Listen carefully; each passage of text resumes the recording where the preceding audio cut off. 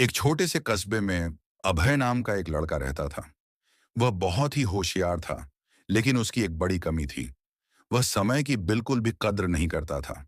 School के लिए देर से उठना, होमवर्क टाल देना, खेलकूद में समय गंवा देना, ये सब उसकी आदतें थीं।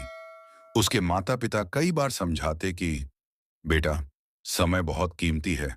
अगर इसे यूं ही गंवाओगे तो बाद में पछताना पड़ेगा। लेकिन अभय हंसकर बात टाल देता। एक बार उसके स्कूल में सालाना परीक्षा की घोषणा हुई। सभी बच्चे मेहनत करने लगे, लेकिन अभय ने सोचा, अभी तो पूरे 2 महीने हैं, पढ़ लूंगा आराम से। वह खेलों और घूमने फिरने में ही दिन गंवाता रहा। जैसे जैसे परीक्षा नजदीक आई, उसके पास पढ़ने का समय कम पड़ने लगा। आखिरकार जब परीक्षा आई, तो अभय आधा ही पढ़ पाया।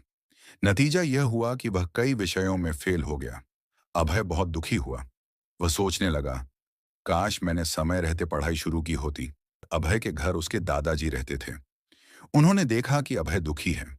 उन्होंने एक दिन उसे बगीचे में बुलाया और कहा, बेटा, आओ तुम्हें एक छोटी सी कहानी सुनाता हूं। दादाजी ने कहा, बहुत समय पहले एक राजा था जो समय को सबसे अधिक कीमती मानता था।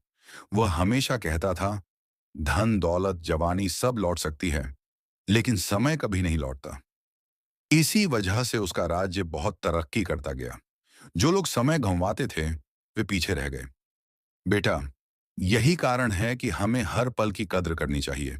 अभय ने ध्यान से यह बात सुनी। दादाजी ने उसे एक छोटी सी घड़ी दी और कहा, जब भी तुम समय बर्बाद करने लगो, तो इस घड़ी को देखना। याद रखना, ये सुइयां कभी रुकती नहीं है। अगर तुम काम टालोगे, तो समय आगे बढ़ जाएगा, लेकिन तुम्हारी जिंदगी पीछे रह जाएगी। उस दिन के बाद अभय ने अपनी आदत बदलने की ठान ली। अब वह सुबह जल्दी उठने लगा, समय पर पढ़ाई करने लगा और खेल व आराम के लिए भी निश्चित समय तय कर लिया। धीरे धीरे उसका आत्मविश्वास बढ़ने लगा।